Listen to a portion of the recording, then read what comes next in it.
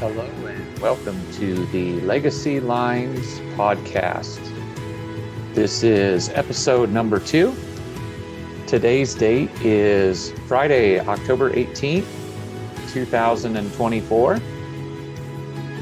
And Legacy Lines is where each episode is a journey into the wisdom that shapes our lives. So I'm Jason, your host and your guide through stories and strategies that forge exceptional paths.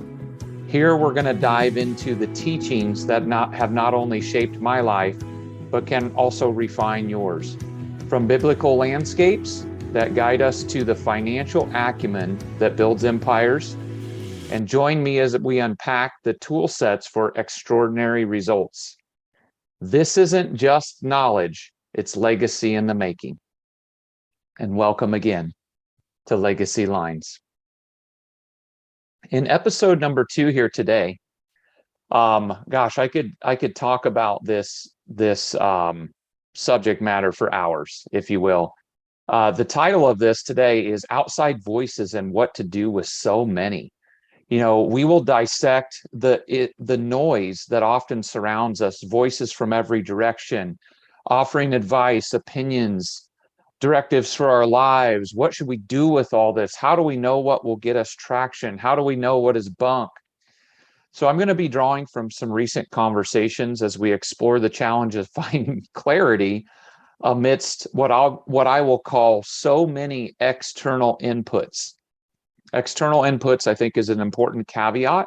External inputs, let's qualify that as people that know nothing about our lives. Their voices from afar. And we'll draw the distinctions between the two today. And I want to learn how to recognize which voices deserve attention and which might be distractions. And I want to share some actionable steps that have helped me identify that and process through that because it's knowledge abounds. And so the power of pitfalls of outside voices, again, quantifying outside voices. They're people that know nothing about our lives. We observe them from afar. We make conclusions that we know something about their life. We have gotten to know them over the fiber optics and cellular networks that we process data day in and day out, almost every second of our lives. So that is what I'm qualifying as an outside voice. Of course, the power of the information age that we live in, what a great time to be alive. Ironically, with this subject matter, I would be remiss not to mention this. Here I am, another voice speaking to you from over the fiber optic and cellular data networks that connect the fabric of our world that we live in today, and satellite. I was just looking into Starlink this morning. So we are often influenced by the opinions of others and even the outside voices' opinions of others. And the danger, I'm not a big danger guy, so I don't want to lead with danger. I want to throw out a strong caution is my heart and intention is for you to get traction in your life. And sometimes the best way to get traction is avoiding too many inputs that lead to indecision. Again, knowledge abounds. The person that is void of knowledge, at least in North America, is not. It's not a thing. I would say if a person is void of knowledge, there's a void of inactivity to go get the knowledge. There's a void of activity to go and get the knowledge. And I want to explore a few examples of recent conversations that I've had where individuals are, grappling and trying to get movement, but are struggling either to take action due to conflicting advice or too much advice, et cetera, et cetera. So as I was preparing for this episode, I've had 8 recent personal interactions, those ranging from a new business owner, a close friend in their career journey needing to have a high stakes conversation for next steps to happen, and an executive pastor friend of mine who implemented changes that are getting amazing results for one of their departments and having positive impact. But for every, let me rephrase how I was going to say that. It's having real positive impact, but there's somewhat of a revolt of a certain subset of people that are resistant to the positive change, because I'll use my stereotypical paintbrush and paint broadly, because they are stuck on, we've always done it this way. And whenever we implement change, it's to be expected that there's going to be somewhat of a uncomfortable opposition, if you will, to come back from the change, because again, as much as I've come to accept this, I still struggle with this idea that that people are resistant to change. There are some changes for me that may be up close and too comfortable, but generally speaking, I want to position myself as a person that's open to change, because what's changing? Everything all the time. One thing in common with these conversations, again, is not the lack of information. I would argue that it's the lack of distilling down who and what information is relevant for them to get impact in and amongst the situations that they find themselves in. Or yeah, I'll just leave that there. So the common themes in seeking progress, let's dive into that. So we've opened up today with talking about the power and pitfalls of outside voices. The power is, what a great time to be alive. The pitfall is, there's so much information, what is relevant for me? So the common themes in seeking progress I see in and amongst people, and even in and amongst myself, is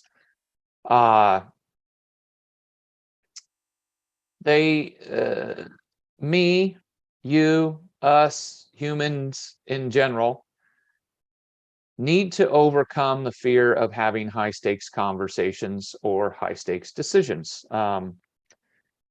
Indecisiveness is a killer of joy, I think. There's no worse spot to live in my opinion, than not knowing what to do, or having unclear expectations or uncertainty. That is a very difficult, as I look back on my wife and I's life, those seasons are some of the hardest seasons of life for us. Or the fear of the high stakes conversation. What is a high stakes conversation? It's a conversation that is you're staring down the barrel of, that must happen for a relationship, typically a relationship, to grow or die. And it's an all on the line type of conversation. So we have voices, and more voices coming from every angle. What to do? Again, it's not a lack of information.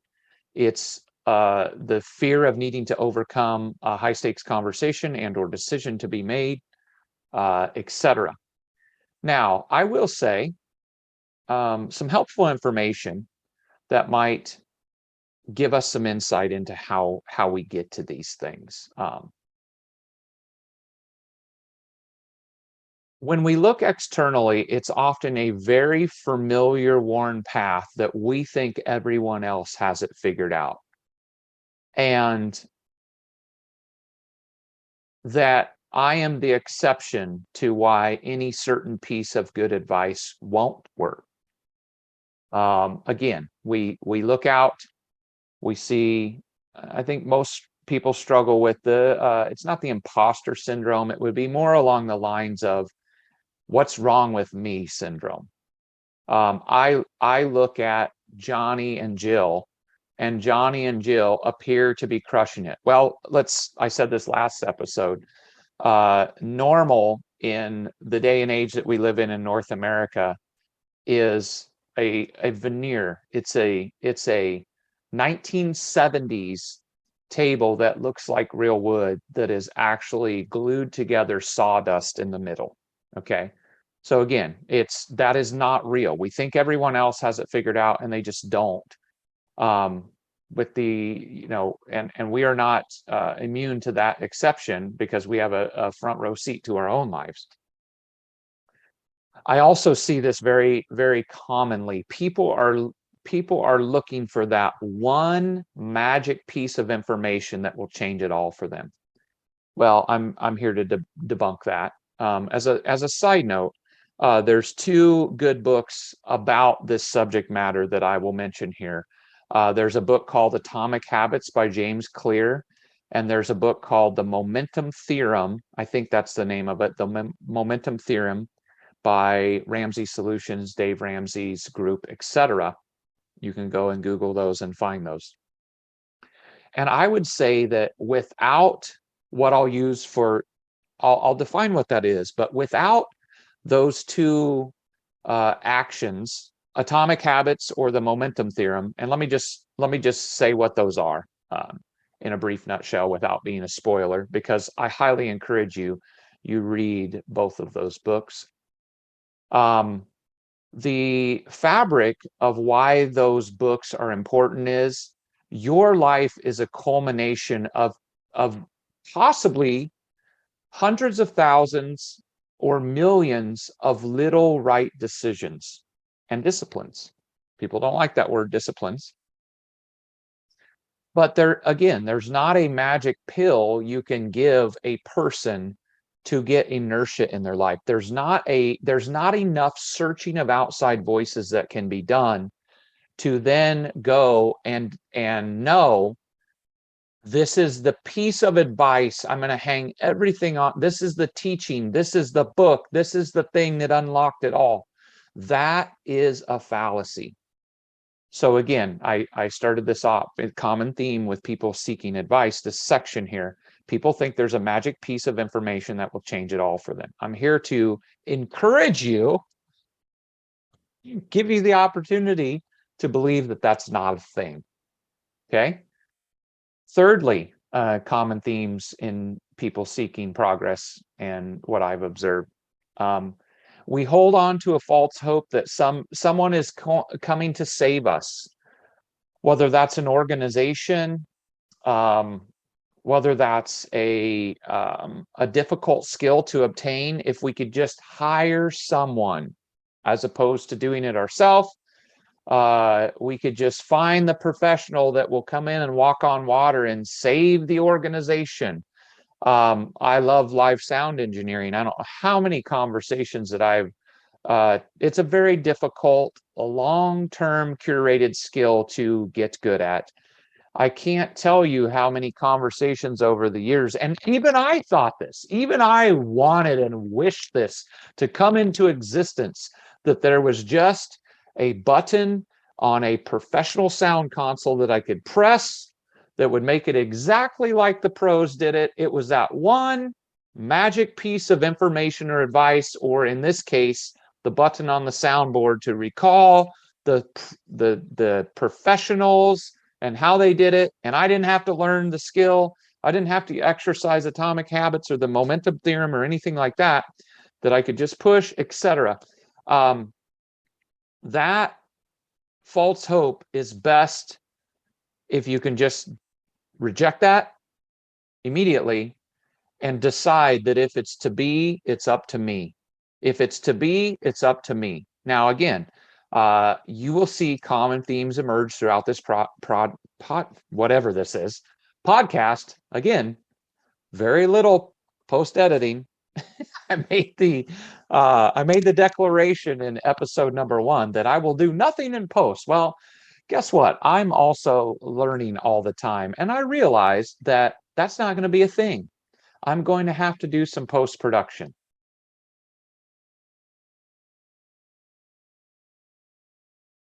And ironically enough, as soon as I said I'm going to have to do some post production, side note, our internet has been out for 10 days. I'll save you the details at one of our residences. That being said, the technician has arrived and we got that solved for. So that was just interesting timing. So The fact of the matter is we are going to have to lean in to being open to change and being open to the ability to grow and morph. I'm rambling. And the last one on this subject matter, the last one that really, really puts a burr in my saddle is if I could just get the proper training. This is a cousin to the magic piece of info that will change everything for them. Some of this is valid. We definitely do need to acquire information, as I've mentioned already, atomic habits, momentum theorem, etc. But it does not fix a character flaw or create a learning posture. That's you have to decide to do that. I have a saying that I'm a lifetime learner.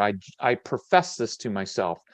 What is Jason? I am a lifetime learner. One of the things I'm known for is being a continuous learner, being at the epicenter of technology, those kinds of things. So don't be someone that says, if I could only get the proper training. I was never trained. That is a path to nowhere. Okay, so the information that I'm presenting, it does cause us the challenges of decision making. There's an overabundance of opinions that can paralyze us. I'm guilty of this and lead to habitual indecision. I'm not guilty of that. As a matter of fact, I like to say that when I'm talking about career and earning potential and things of that nature, um, there is often something I've come into the realization of different roles that I've played in organizations that the the the lack of ability to make decisions in a leader actually stifles the entire organization. For example, I am wrestling with the idea that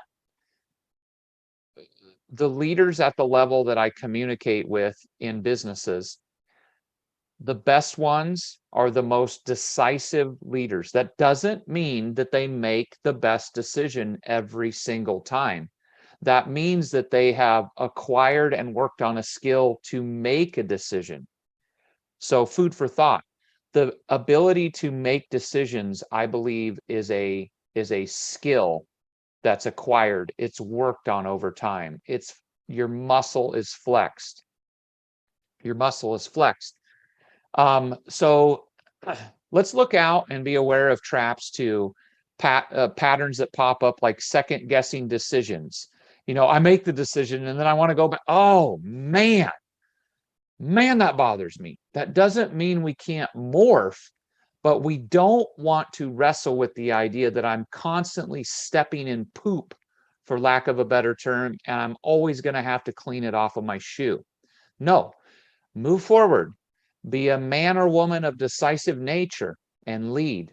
And don't wait around for the perfect advice before acting. This is another trait that I've noticed in powerful leaders.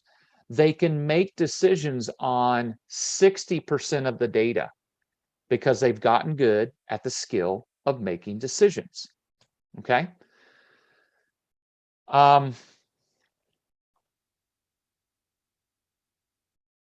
We need to also be aware that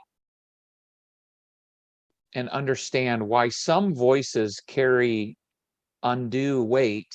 Like, why do we allow some certain personality types or some certain flaws in our makeup to put pressure on us to decide one way or the other and perhaps undermine the best decision?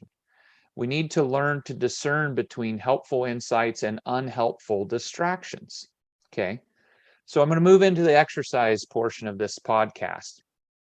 We're going to move into evaluating or taking a self-evaluation of all the channels of media, all the voices we listen to. And you might need to hit pause while you're doing this, but I'm curious I would encourage you to come up with this number to give you an idea of this juxtaposed to a second exercise that I'm going to bring to the floor. So what I want you to do is count up the podcasts that you are following. Okay. That number for me, I'll share my statistics. That number for me, as of today, is 58. Okay.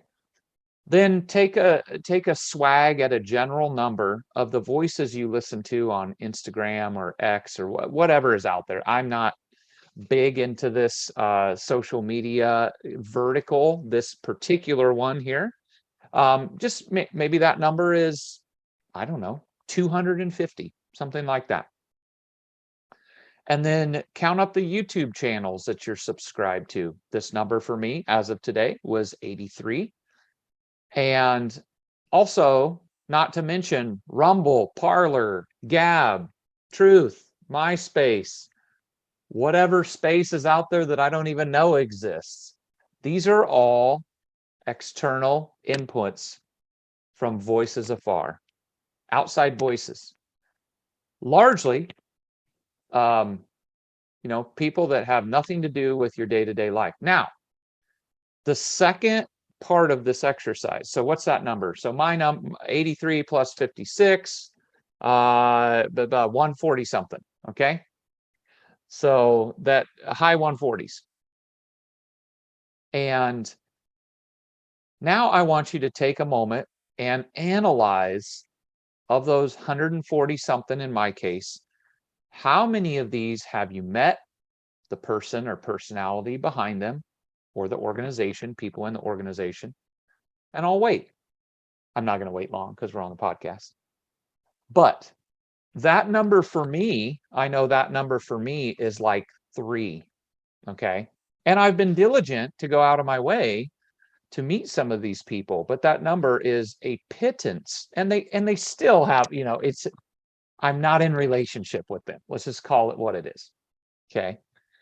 So these external influences, the social avenues, not to mention the books we all read and want to read or have read. And I'm very thankful for all these. But again, we live in this information age. Now, second part of the exercise, count up the number of mentor voices in your life that know about your life. Okay. And I would say this needs to be that you've had conversations with these people that they would know, like perhaps your wife's name, some high level specifics about your family. Maybe you live in proximity to them. Maybe you met them at a conference and you've stayed in relationship with them and it's grown over the course of time, et cetera, et cetera. Now, for me, I can tell you that that list is 3. Depending on how you would classify that, it might grow up to 6, depending on the circumstantial conversations that we're having. And now with those, count up the number of times that you've actually just sat at their feet to learn. And then what you do with that advice is you just take it straight off of the shelf without analysis by paralysis, and you just choose to act on that because you've watched their life.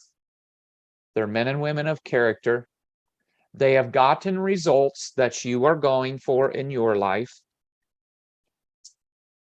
And you have a high degree of trust that what they speak has worked for them and it will work for me. And if it's to be, it's up to me. That could turn into some kind of a rap song, an action rap song. Okay, I digress. Here is a tributary to this discussion. Okay. Now, I would never take advice lock, stock, and barrel and just straight off the shelf without taking it from a person, in my case, that has a biblical worldview. A good example of this might be somebody like Joe Rogan. Joe Rogan is a fascinating thinker. I do think he has courage to have some good public discourse, some discussions with people that aren't of his tribe or think like he thinks. But at the same time, Joe Rogan does not have a biblical worldview. And this is a voice from afar.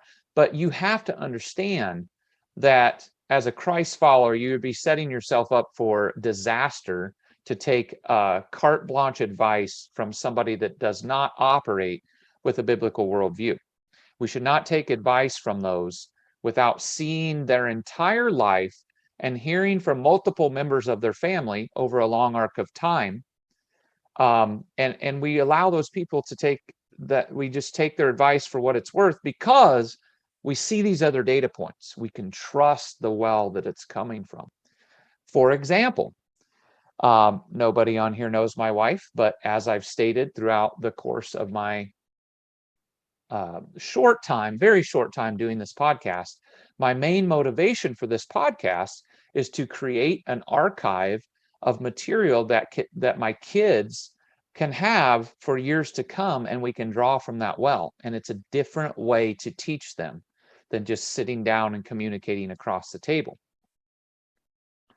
I would say to my own children and to anybody listening to this, if the way that I treat my wife is very apparent that it's wrong and it is not, we're not in cooperation and on the same page from each other, you should not listen to my advice straight off of the shelf. Because I'm guessing if you're a person that's in proximity to me or a person that's going for bigger things in life, the power of a unified marriage is critical. It's paramount to a family thriving. Okay, back to the lesson. Maybe someday we'll talk about that. Again, I could talk about this for hours. So I'm guessing between the two exercises, the podcasts, the YouTube channels that we subscribe to, I'm guessing the second one is a much lower number with those mentor voices that we just can sit at their feet and learn, and they know about us. Of course, it can't not be, right? That's the world we live in. That's the world we live in. But it is fascinating that carefully curated mentors, we don't have time to get into how to curate a mentor today. That's a whole hour discussion on its own. But it has to do with atomic habits and momentum theorem. Funny, huh? That number is very small, but it's a potent piece in someone's arsenal. I'll give you one quick example. One of my mentors, every career move that I've made and that my wife and I decide to say yes or no to in the last, we'll call it 12 years, I have had specific conversations about the nuances of the opportunity and or the negative impacts. Every single one of those I've ran by this individual. Why?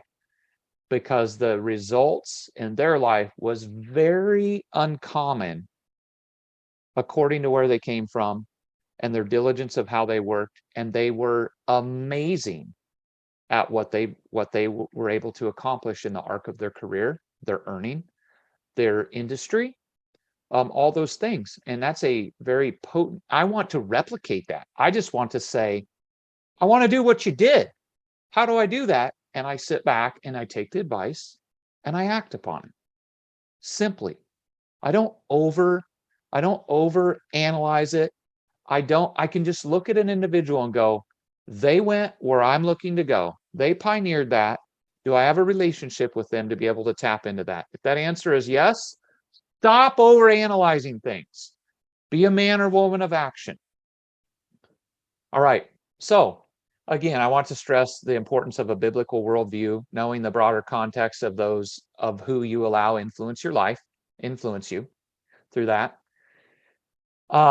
I want to emphasize the value of a short curated list of voices and the need for intentional decision making before facing critical situations. Again, we can make decisions as we flex the skill, as we utilize and grow the skill of decision making.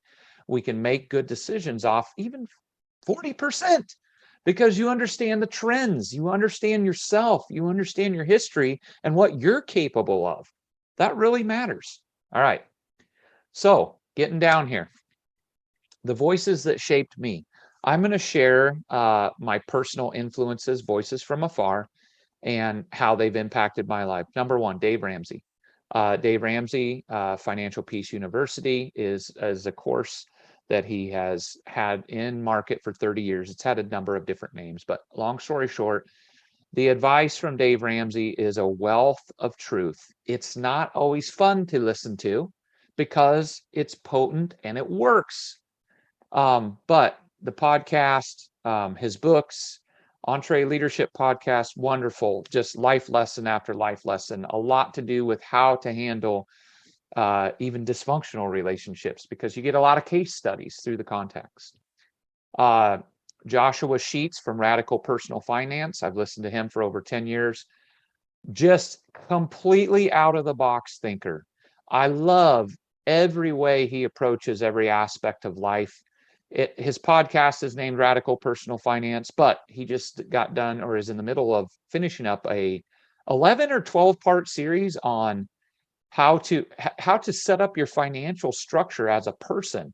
What are some goals to have? What should you be aspiring to do? Should you purchase real estate? When should you purchase it? How much should you spend? Like it walks you through in detail and backs it up with like real world examples from his years of knowledge from financial coaching to be from being a certified financial planner and just a brilliant thinker all the way around. There are some voices that when you listen to them, they get you unstuck. He is one of these guys. And then Jake Goslin is a younger guy. Joshua Sheets is a much younger guy than me. Jake Goslin is a much younger guy than me. Has nothing to do with age. He has a business called Churchfront, is where I initially got to know him. But he also has a YouTube channel that's under his personal name. And just again, a different kind of thinker, somebody that just likes to see the world as if it's to be, it's up to me. As a matter of fact, if it's to be, it's up to me. I stole that from Joshua Sheets and Radical Personal Finance. If it's to be, it's up to me. And Jake Goslin is just a guy that seems to look at the world as I can go and show up in a kingdom lifestyle with the Lord's guidance. He's a family man. Has good business acumen. I've seen him grow his business from basically himself to, I think last time he has something like 260,000 subscribers on YouTube. It doesn't matter. It matters, but it doesn't matter because he's having success because he's choosing to go that channel. Again, this is just I don't ultimately I don't care the traction this gets. Again, my motivation is to influence my children in a catalog of repeatable content. That said, I do believe this is valuable advice. I hope it does help people. But Jake's avenue is he has a consultative business, and so that obviously is going to produce fruit. I have like I said, I have really three close mentors. That two out of the three are much farther along in life than I am. Have raised and grown children and have been in long-term successful marriages for many decades now. And then one is actually younger than me. These all are people that I could say that they're grounded and they provide me actionable wisdom through real life interactions. I don't have to wonder if they're for me. I don't have to wonder if their advice is going to work. I see the fruit of their life and I'm able to just take it and apply it and act. This is very powerful because, again, becoming a good decision maker is a tree of life. There's a tree right there. It's a tree of life. All right, so some strong recommendations. You do whatever you want. I don't want to cross a boundary, but some strong recommendations. Get a short list curated and operate from it with great focus. Apply when you hear when it applies. Apply what you hear. Sorry, let me take another shot of this. Apply what you hear when it applies. What am I saying? You know when you run into something that you can apply immediately. Short story. again, Radical Personal Finance, Joshua Sheets. We were looking for a math curriculum for our children. And for those of you, Joshua Sheets and his family homeschool their 5 children. They live abroad in various countries. They speak several different languages, etc. Very brilliant individual by my standards, and probably by most people's standards. Anyways, he had went on and on and on about on one of his podcasts about how he had searched for, a specific math curriculum, and he is a guy that does his due diligence and brings receipts probably better than anybody I know. And he had mentioned this math curriculum. It's actually I've since grown to understand it's bigger than just math curriculum, called Life of Fred. And ironically enough, one of his newer podcasts is interviewing the author, Stanley something, from Life of Fred. All that to say, it come up unbeknownst. My wife had brought it up to me, and she said, "Hey, I'm looking for a math curriculum to augment some of this other curriculum we use." Cool. I know which one to get. Life of Fred. We just went and bought it. Just went and bought it. No research, nothing. Why? Because I trust the well that it was coming from. And you know what? Our Joshua Sheets had made a comment that stuck out to me. There is no math. Every other math curriculum is inferior, I found, to Life of Fred. That was all I needed to know.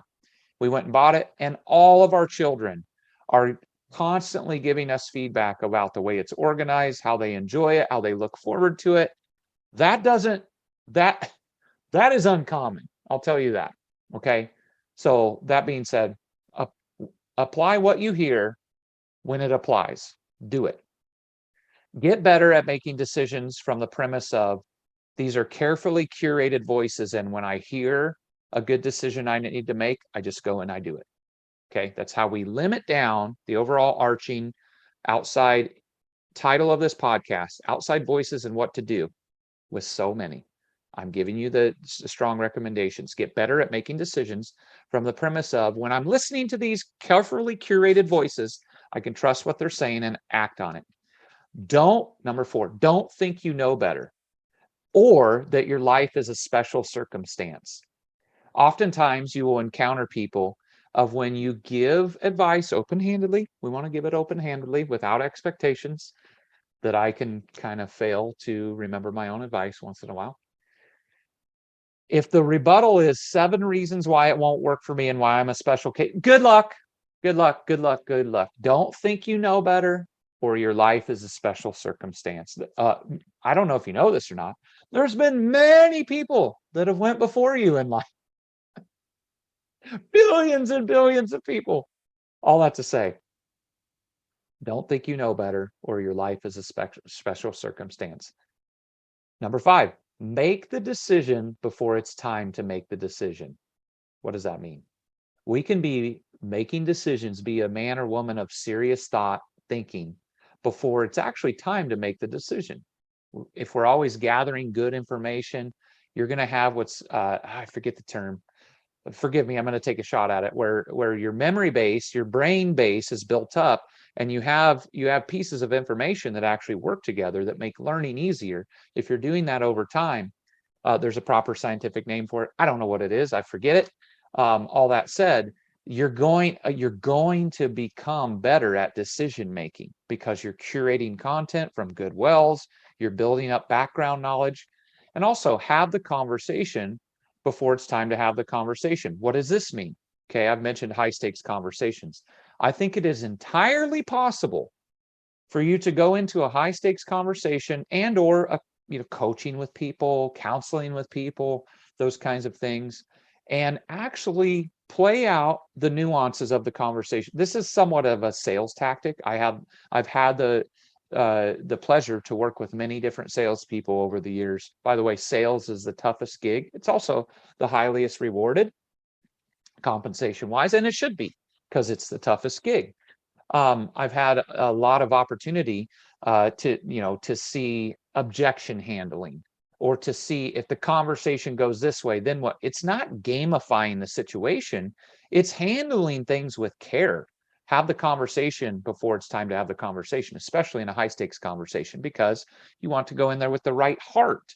You want to go in there hoping optimistically that it will be a season of growth for all parties involved and not a season of negativity and turning down of a relationship. Okay, that's a whole conversation in itself. I probably have a lot of those. So actionable takeaways. Let's wrap this up. So curate your influences, identify the voices in your life that consistently align with your values and add meaningful direction. Create a short list of trusted sources, just go-tos all the time. If I don't listen to any other podcasts or follow up on YouTube channels, I'm listening to these 3 and do what they say. Do what they say. Act on advice. I want to encourage each of you, not just to collect advice. That does nothing. You might be great at collecting advice, but put it into action thoughtfully and promptly. Decision-making improves with practice, as I've been saying, okay? And know when to tune out. I would say know when to tune out. I'm kind of pondering this as I'm saying it out loud. The outside voices that aren't rooted in an understanding of the full context of you or your values, be cautious, grain of salt, biblical worldview, and then make sure that they resonate with your life's direction. That's going to be a very small amount of people, and it should be a very small amount of people, okay? So as we close out with some time for reflection, so are there voices in your life that are consistently offering conflicting advice? So how do you currently handle this? Maybe there's opportunity for you to grow there. I think that there probably is, because there is good advice that comes in the form of a challenge because we have not grown into the capacity to receive that yet, okay? Second reflective point. So what steps can you take to create a more focused list of influence, ensuring they align with your values and goals? And then when was the last time you took advice and acted upon it promptly? And what was the result? Let's evaluate that. All right, this has been an honor to chat with you. I hope this provides value to you, children, who's my single motivation to do this. And this has been the Legacy Lines podcast. And take